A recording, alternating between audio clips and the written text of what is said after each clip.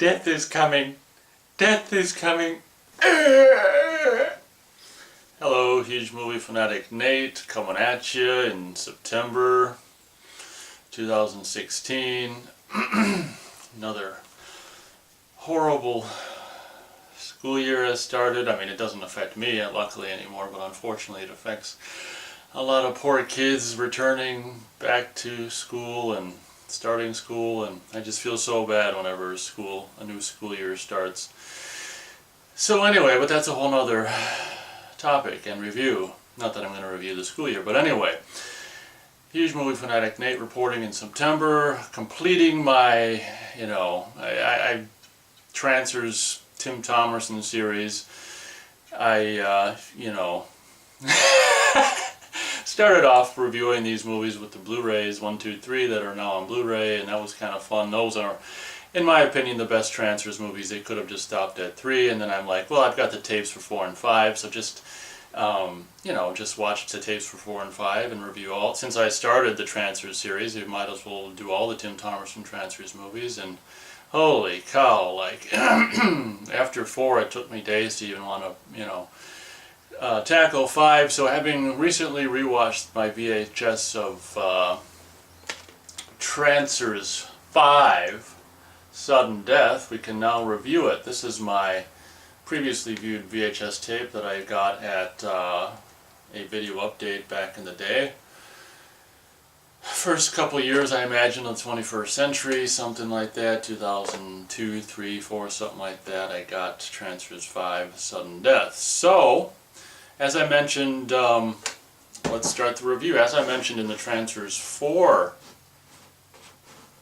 review, just like with Puppet Master, Full Moon shot Trancers 4 and 5 at the same time, and it looks like they were probably over in, I can't remember, was this Romania? They were probably over there anyway, shooting things like, maybe, I don't know if they did Dark, or whatever it's called, was it Dark Angel? I can't remember what that movie was called.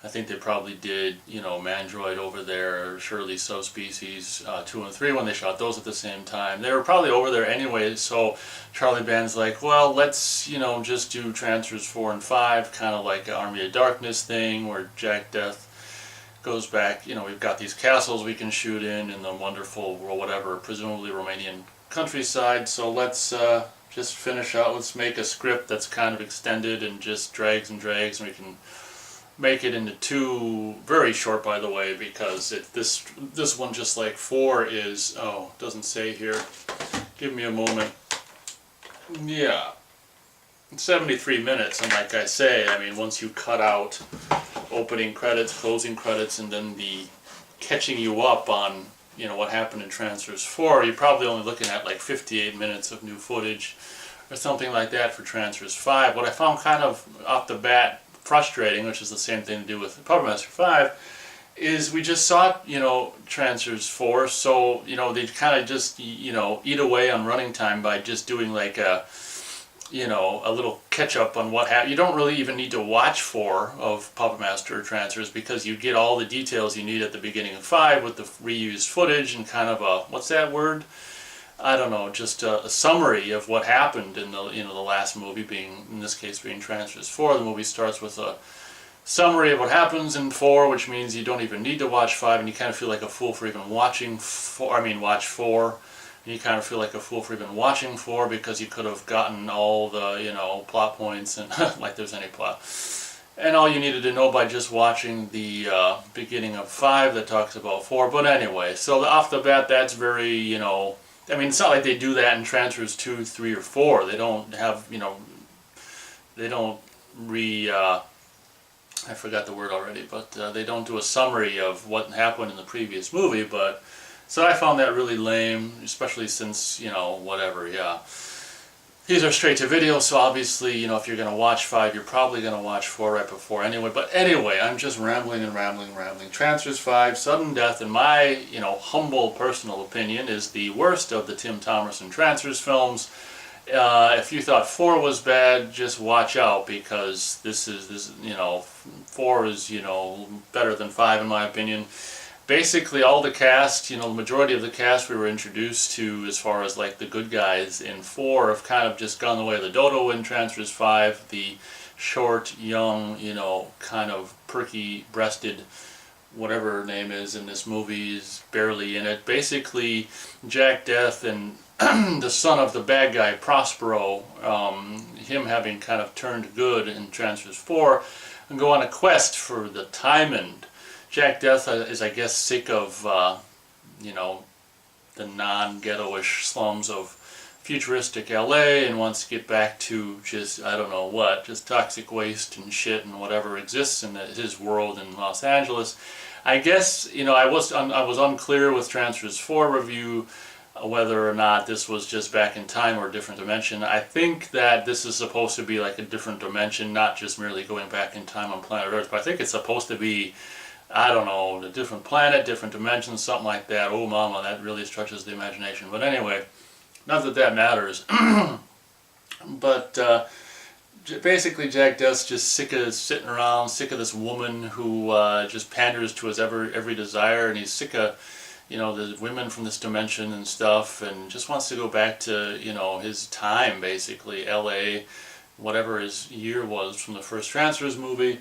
So basically it turns out they have since taken over at the end of Trancers 4, the bad guys, the WrestleMania guy, bad guys castles. So he's got, Jack Deth has access to all this bad guys books and literature and time travel shit, and I don't know why this bad guy is just stuck in his time if he's got access to this shit. It's kind of like the bad guy had no interest in time travel until Jack Deth, with the help of Prospero, finds out in this old, whatever, ancient text in this big, huge book or whatever, that this diamond, basically it's a huge diamond the size of Jack Deth's fist, that has a little battery pack and a little light in it that glows if you need it to, is basically a device or a diamond by which you can just hold it and say basically wherever the fuck you want to go in the known existence of dimensions and time and space, which is, like I say, I don't know why this bad guy hasn't been going all over time and space and dimensions, conquering it. But like I say, he apparently has no interest in the Timond until Jack Deth goes on a quest for the Timond with the help of the bad guy's son, Prospero. He goes off on a horse trip. Basically, I think it's the Castle of Unrelenting Terror is where the Timond is said to be existing. And obviously, by the title of that name, you're just like, oh man, this is going to be cool. Like just pitting a pendulum, guillotines, just, kind of Indiana Jones Temple of Doom, just coolness. Well, basically, what happens in a kind of a cool twist, a way to, very cheaply, without any kind of having to have any budget. It's kind of a cool twist. The Castle of Unrelenting Terror turns out to be just a castle full of beautiful women who, presumably kiss you and hug you and make love to you, and basically for the rest of your life until you die, and you just lose track of time and you wither away into bones, and before you know it, they're just kissing and hugging and making love to a pile of bones. So, which is kind of like, I don't know, I guess they name it the Castle of Unrelenting Terror to try to scare people and keep people away from it, but because, I don't know, maybe these women only have so much steam in them. But anyway, Castle of Unrelenting Terror is full of these just, whatever, gypsy dancing women, presumably Romanian women, that just kiss you and hug you and make love to you until you're dead. Which doesn't sound like that unrelenting terrorish to me. So, and then during this stupid scene where him and Prospero are getting seduced by all these women in this kind of orgy, if you will, there's this really lame scene where they're like this, Full Moon probably had this from another movie or something like that. They have this monster arm which just like, all of a sudden we just see in a quick shot grab Jack, and you hear all this quick, just whatever, these stupid sound effects, and all of a sudden Jack Deth, he throws this huge monster arm, foam arm down next to Prospero, and he's like, "It's time to get out of here now." And he's like, and then he closes his switchblade knife, and I think we're meant to assume that Jack Deth killed and cut off the arm of this monster with a switchblade knife. This movie is just so ridiculously stupid. And then once he's done with that, they go to this thing, and this woman told him to reach inside your heart and you'll find the Timond or whatever. So him and Prospero continue on in the Castle of Unrelenting Terror, which is just full of beautiful women and apparently a big huge monster arm. And that's it, and then they go to the spot where he ends up coming in contact with I don't know, basically a copy of him. Jack Deth, comes in contact, or, with a copy of himself, or is approached by a copy of himself, so he fights, like, basically just a duplicate of himself with this kind of evil look on him, and then he's like, after a while, getting the shit beat out of himself by himself, he realizes that girl's, that submissive woman's phrase, which is, deep in, reach inside your heart and to find the diamond or whatever, and he's like, ugh, and he jams his hand inside the heart of the cavity of his own evil clone, and he takes out the diamond, and oh man, then it's just some stupid battle between, after that, Prospero and his evil, WWF wrestler dad guy, and kills his dad, and Jack Deth and Prospero go back to Jack Deth's time, which is basically, since the budget is so low, I've mentioned it in the review of Trancers 4, it's just basically this room with some electrical panels and the background lights, and that's the futuristic, Jack Deth's futuristic time in Trancers 4 and 5 with just minuscule budget. So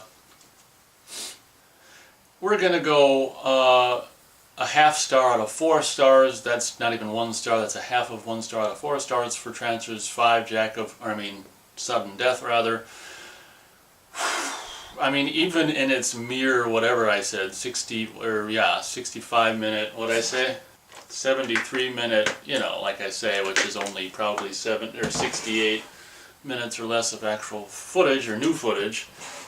Just an hour's worth in this movie is so tedious to get through. And like I say, all the characters that were introduced, like the good guy characters, what are they, like, are they tunnel rats? I can't remember what they're referred to in the movies, but all the kind of Robin Hood, Friar Tuckish good guys, and, pert bosomed good girl and stuff, just kind of, I mean, they're in 5 a little bit, but not a whole lot. I mean, all the characters, majority of characters you're introduced to in the 4th one are not even in this. I mean, part of me likes just how Jack and Prospero go off just on this kind of whatever. This whole movie, I guess, if anything, it's about anything. It's more about, Prospero. I mean, I guess the kind of cool thing about 4 and 5 is basically not anything to do with Jack Deth, but Prospero's, the son of the evil guys. It's kind of like a Star Wars, rip-off with Anakin Skywalker or whatever. Prospero's realizing that he doesn't want to be evil and goes to good and all this and that. So at the end of the movie, him and Prospero, end up back in whatever future LA, and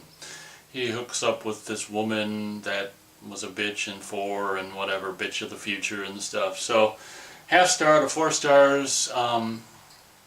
Unfortunately, they did make a Trancers 6, and it's I have it. I got it on DVD, previously viewed years ago. I'm sorry, kids, unless I get a huge donation, via money or whatever. I'm probably not going to rewatch and review Trancers 6. It basically stars a woman as Jack Deth, which I guess they can kind of get away with because, how what's that? What's the term for going back when they go down the line or whatever?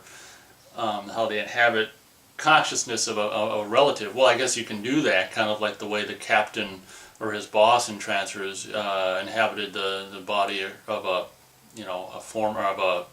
descendant of a young girl.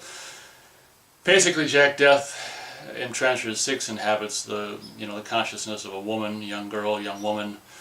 So you got this short young woman playing Jack Deth. I'm assuming she talks tough and stuff. She probably had to watch at least one of the Trancers movies to try to pick up on Thomerson's mannerisms. But I mean, that Trancers 6 was made like after, I think, in the early 21st century, when Full Moon was, no longer anything anymore, in my humble opinion. So anyway, that completes my review of the Trancers series, the Tim Thomerson Trancers series. They really start off kind of cool, and it's funny how, lame kind of I thought 3 was, but compared to 5, I mean, 3 is just like Terminator 2 almost, not really, but you know what I mean. It's like 3 is really good compared to, like, 4 and particularly 5. So anyway, I think this has gone on way, way, way too long. If it has, I apologize. Thank you very much to anyone who's still watching at this point. I'm kind of, to be honest, kind of grateful and relieved that I'm freaking done with these Trancers movies, to be honest, because 4 and 5 was kind of a chore. I mean, it was just like 2 hours worth combined, but kind of a chore to get through, to be honest. So I'm glad I'm done. I shall probably, you know, I toyed with, I didn't know if I was going to buy like 4 or 5 on Blu-ray if and when they come out. I don't think so. I don't think 4 and 5, you know, warrant my purchasing. Oh, some big news. Basically, I think Robot Wars, in closing, Robot Wars has actually been remastered in HD, high definition, off the original negative or something like that, and I think it's on Hulu or something like that, which of course I don't have, but what that means is, I would say not too long down the road here, we are going to be seeing Robot Wars on Blu-ray, which is a title that I've wanted on Blu-ray for years and years, ever since they started doing these Blu-rays. I'm kind of confused why they seem to have skipped Crash and Burn. That's also a big title on my list for a full moon Blu-ray, you know, full moon Blu-ray that I'd like to see. I'd love to have, you know, Charles Band, Megan Ward, and possibly the other lead guy in that movie's commentary. But if nothing else, Charlie Band, Megan Ward commentary on Crash and Burn would be fantastic. But you know, Robot Wars apparently has been remastered in HD, so I would expect, you know, possibly before long a Blu-ray of that particular movie coming out. And I'm, you know, I think since, you know, pretty much these days they do a commentary on pretty much all of the Blu-rays they're putting out now. I'm excited on, since I said before on a review that since Albert Band, Charlie's dad, is dead, he directed Robot Wars, that I'm sure Charlie Band would do a commentary, maybe with, I don't know, I can't imagine he could get Don Michael Paul interested in doing a commentary, but maybe Barbara Crampton, who knows. But at any rate, kind of exciting to see that Robot Wars has indeed been remastered and is probably going to be on Blu-ray before long, hopefully with a stereo, you know, stereo audio track versus the mono of the, you know, early years of Blu-rays, but full moon Blu-rays. But they're doing a pretty good job as of late with their, you know, Blu-rays and sound and stuff like that. So thank you very much for watching this ridiculously overly long review of Trancers 5, Sudden Death, and I'm so glad I'm done watching these. Catch you next time.